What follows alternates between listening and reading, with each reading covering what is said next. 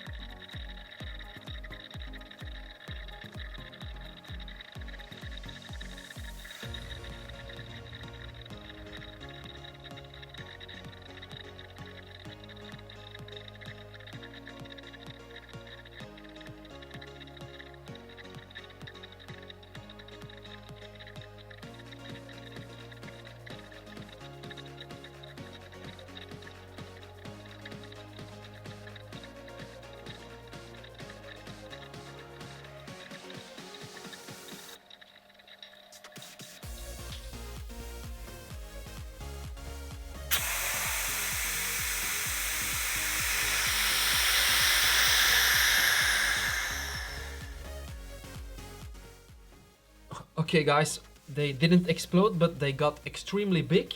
Now I wonder if they will still work as a stress ball. Now let's test.